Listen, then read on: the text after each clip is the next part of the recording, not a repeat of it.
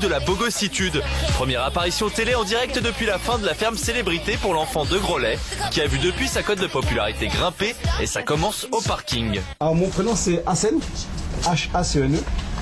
H-A-C-N-E. Et après ça c'est pour mon collègue. Voilà. C'est gentil monsieur. Non, pas de problème. D'accord. Alors ça c'est pour Foued. Foued, ouais. Le stylo. Le stylo, oui. La venue de Mickaël Vendetta, c'est 300 demandes pour faire partie du public pour une trentaine de places seulement. Je suis venue pour Mickaël Vendetta parce que je l'ai vu dans la ferme Célébrité et je me suis beaucoup attachée à lui. Donc là, je suis ravie de le voir en vrai. Et en vrai, Mickaël, il contrôle beaucoup son image.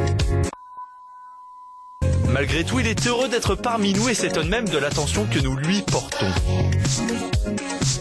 L'émission est à moi, c'est pas mal ça. Ça c'est bien. Mais j'ai plein de choses à dire, mais j'espère qu'ils vont pas mettre de la. Ils parlent que de moi ou pas? Ou ils parlent de.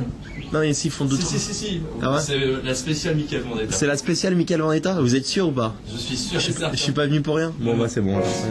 L'occasion pour lui de retrouver une vieille connaissance. Ah bah si ça avait été moi, je l'aurais pas invité, donc forcément, je m'en fiche, moi je fais mon travail, mais tout va bien se passer, vous inquiétez pas, ça a l'air d'être, t'as l'impression que c'est le match, mais non, ça va, j'ai passé l'âge.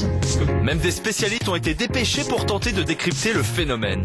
Moi je suis assez enclin à être plutôt compatissant et touché par le phénomène Mickaël Vendetta. D'abord parce que faut jamais oublier que ce sont les médias qui l'ont construit, c'est-à-dire nous, même s'il a fait un peu le buzz sur internet, à partir du moment où il a été dans la ferme, faut jamais oublier que ce sont la presse télé, les différents journaux People qui l'ont monté en épingle, donc il faut pas renier aujourd'hui ce qu'on a créé il y a quelques semaines et quelques mois.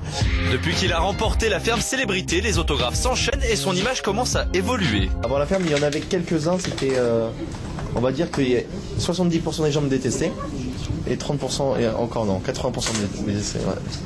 Parce qu'ils pensaient que j'étais sérieux. Et moi, le problème, c'est que je jouais un rôle pour me faire connaître. Et après, quand je suis allé dans la ferme Célébrité, ils ont compris qui j'étais. Mais j'ai plein de choses à dire ce soir-là. Il est 18h50, le stress monte d'un cran. Ils sont où les toilettes? Et l'heure est venue d'entrer sur le plateau. Je vous propose d'accueillir notre invité qui va nous accompagner jusqu'à 19h40. Il n'était pas apparu sur un plateau télé depuis la fin de la ferme Célébrité. Voici en direct Mickaël Vendetta.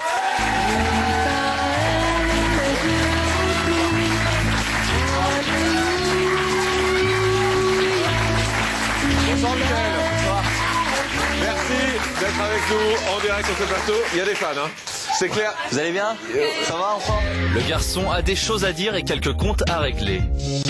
Moi je trouve ça dégueulasse, c'est que je suis dans la ferme Célébrité, je rentre et on me dit que Cécile Demus voulait démissionner si je gagne la ferme Célébrité, alors que j'avais fait la paix avec toi il y a l'avant-dernière émission, et je vois que t'étais méchante. Pour moi t'es une Adeline Blondio version blonde, donc si tu veux, si je te dis ce que je pense. C'est un joli compliment parce que c'est une je trouve fille ça dommage vraiment parce que gentille dans la vie. j'avais fait la paix avec toi, et je voyais même quand David Vendetta m'a attaqué, je voyais que tu avais du plaisir. Ah, tu l'as attaqué, c'est bien, j'espère qu'il va perdre. Bah malheureusement pour toi, j'ai gagné le procès, et avec David Vendetta on est en bon terme, on a des projets ensemble. Pourquoi tu me regardes pas quand tu me parles?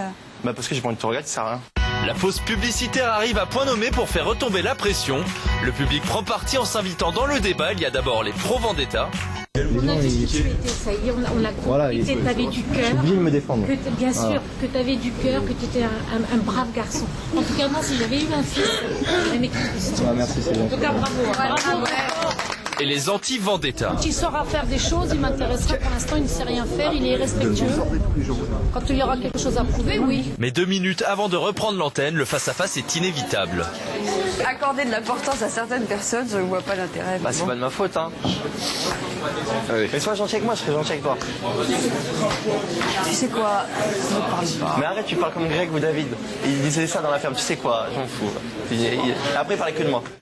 Reprise de l'émission, la tension est encore palpable. Le beau gosse énumère ses nombreux projets et dresse un portrait peu flatteur de Trendy Prod, ses anciens producteurs. Le single aussi, j'ai pas eu aucune somme d'argent. La minute, le téléphone 0800, j'ai pas eu d'argent. Personnellement, ils m'ont exploité pour se valoriser eux. Trendy Prod, David Lantin et Philippe de Jardin. Franchement, j'étais déçu de ces personnes-là et jamais je pourrais parler avec eux parce qu'il y a le côté humain. L'argent c'est bien, mais le côté humain, s'il est pourri, je travaille plus avec ces gens-là.